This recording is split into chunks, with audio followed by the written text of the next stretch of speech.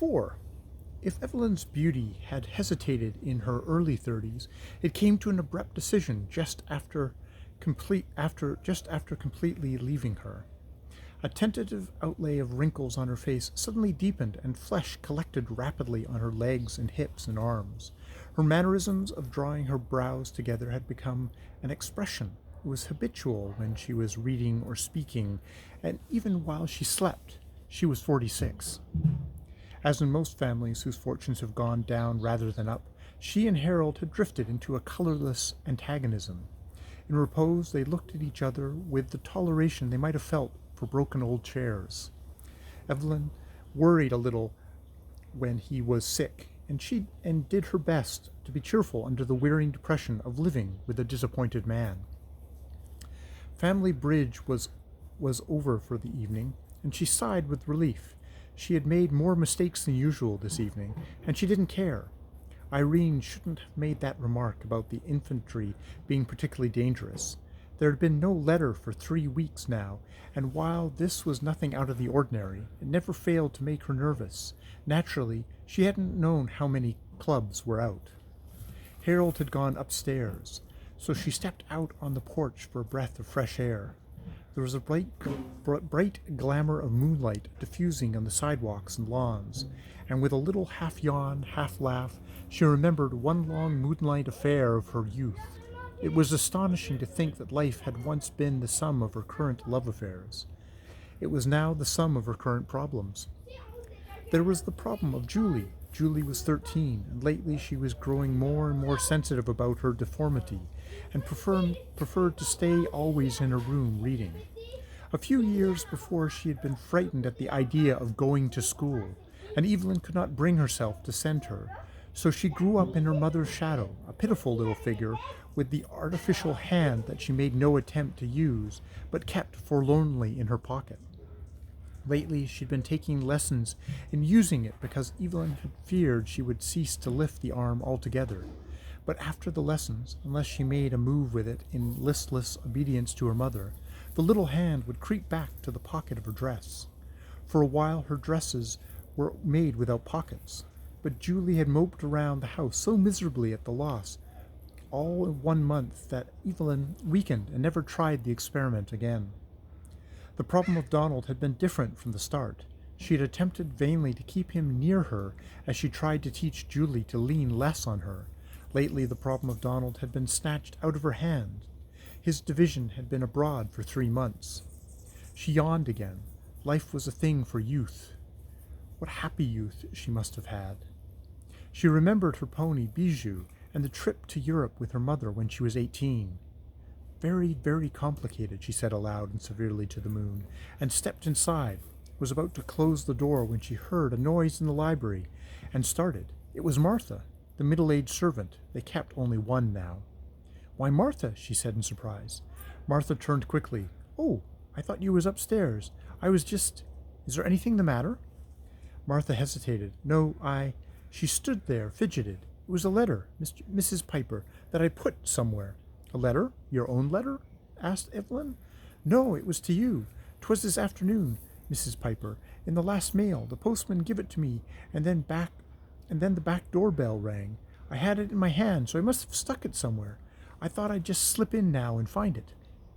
"What sort of letter? From Mr. MacDonald?" "No, it was an advertisement, maybe, or a business letter. It was a long, narrow one, I remember." They began a search through the music room, looking on trays and mantelpieces, and then through the library, feeling on the tops of rows of books. Martha paused in despair. "I can't think where. I went straight to the kitchen, the dining room, maybe." She started hopefully for the dining room, but turned suddenly at the sound of a gasp behind her. Evelyn had sat down heavily in a Morris chair, her brows drawn very close together, eyes blinking furiously. "Are you sick?" For a minute there was no answer. Evelyn sat there very still, and Martha could see the very quick rise and fall of her bosom. "Are you sick?" she repeated. "No," said Evelyn slowly, "but I know where the letter is. Go away, Martha. I know." Wonderingly, Martha withdrew, and still Evelyn sat there, only the muscles around her eyes moving, contracting and relaxing and contracting again. She knew now where the letter was. She knew as well as if she had put it there herself, and she felt instinctively and unquestionably what the letter was. It was a long and narrow, like an advertisement, but up in the corner in large letters it said War Department, and in smaller letters below, Official Business. She knew it lay there in the big bowl with her name in ink on the outside and her soul's death within. Rising uncertainly, she walked towards the dining room, feeling her way along the bookcases and through the doorway. After a moment, she found the light and switched it on. There was the bowl, reflecting the electric light in crimson squares, edged with black and yellow squares, edged with blue, ponderously and glittering, grotesquely and triumphantly ominous. She took a step forward and paused again. Another step, and she would see over the top and into the inside. Another step, and she would see an edge of white. Another step, her hands fell on the rough, cold surface. In a moment she was tearing it open, fumbling with an obstinate fold, holding it before her while the typewritten page glared out and struck at her. Then it fluttered like a bird to the floor.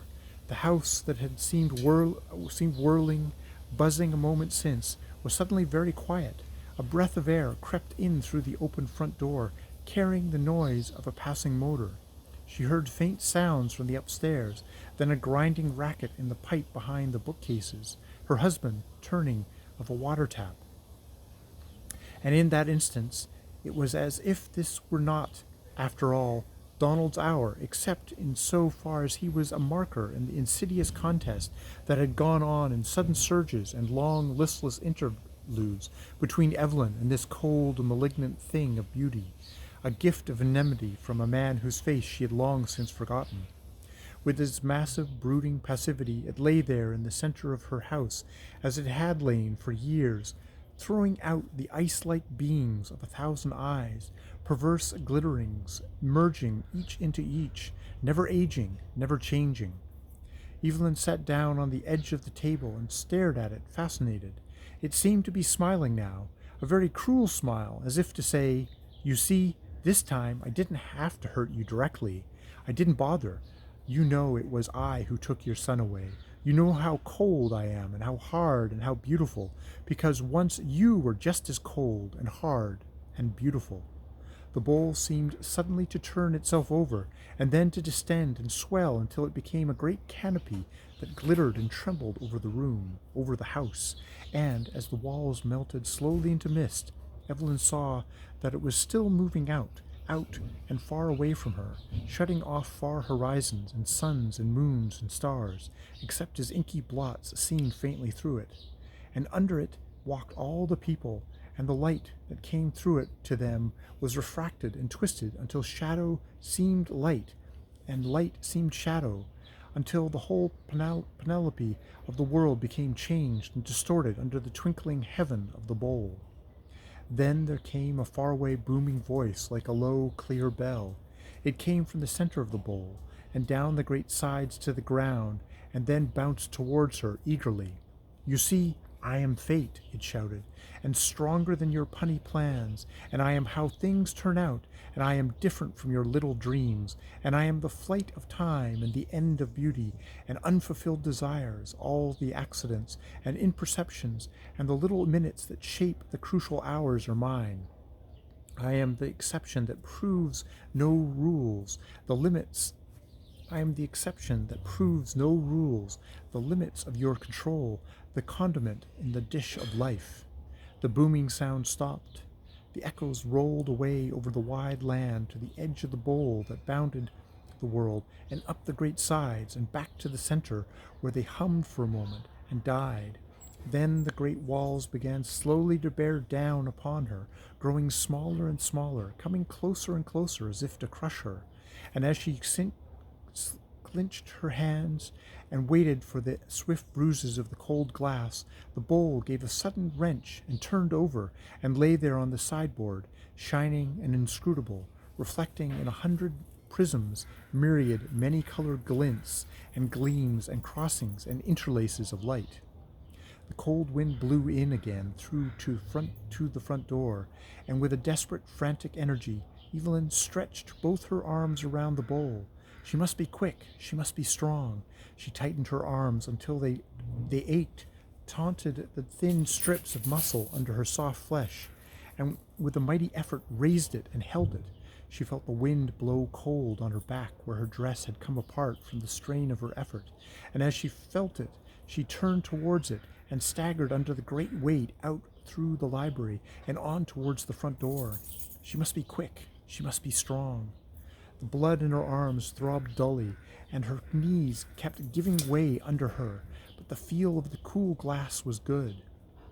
Out the front door she tottered, and over to the stone steps, and there, summoning every fiber of her soul and body for a last effort, swung herself half around. For a second, as she tried to loose her hold, her numb fingers clung to the rough surface, and in that second she slipped and, losing balance, toppled forward with a despairing cry, her arms still around the bowl, down. Over the way lights went on. Far down the block the crash was heard, and pedestrians rushed up wonderingly. Upstairs, a tired man awoke from the edge of sleep, and a little girl whimpered in a haunted doze. And all over the moonlight sidewalk around the still black form, hundreds of prisms and cubes and splinters of glass reflected the light in little gleams of blue and black edged with yellow and crimson edged with black. Read that last sentence again. And all over the moonlight sidewalk, around the still black form, hundreds of prisms and cubes and splinters of glass reflected the light in little gleams of blue and black edged with yellow and crimson edged with black.